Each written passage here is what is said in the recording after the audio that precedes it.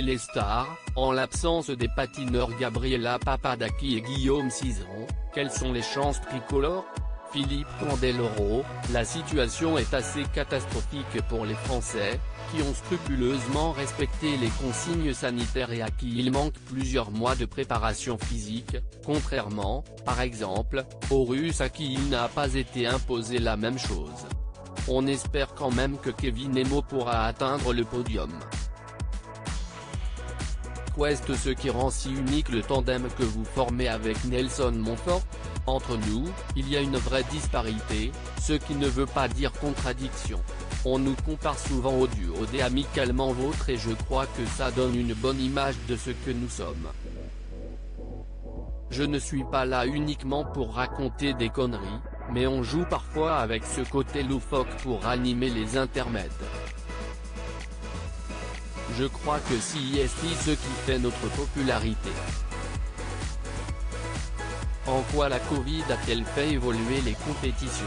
Les juges sont séparés d'au moins 1,50 m pour ne pas copier les uns sur les autres, donc de ce côté-là, rien ne bouge, rien.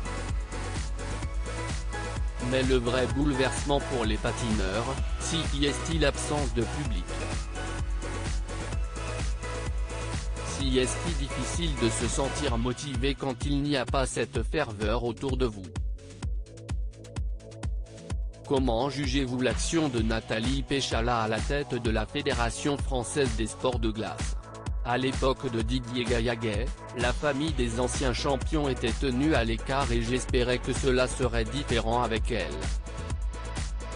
Mais elle aussi gère les choses en solo.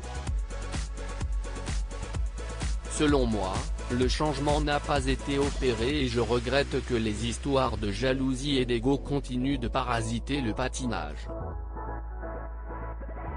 La révélation de divers faits de violence sexuelle, après la parution du livre de la patineuse Sarah Abitbol, a-t-elle conduit à assainir cette discipline ? Ça a permis de faire le ménage dans notre sport et de toiletter les textes et statuts de la fédération.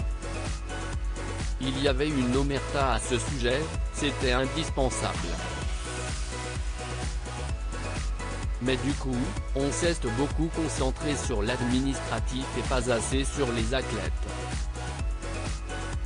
Et c'est dommage aussi qu'on ne fasse pas appel aux compétences de Sarah, qui a eu énormément de courage de faire ce qu'elle a fait.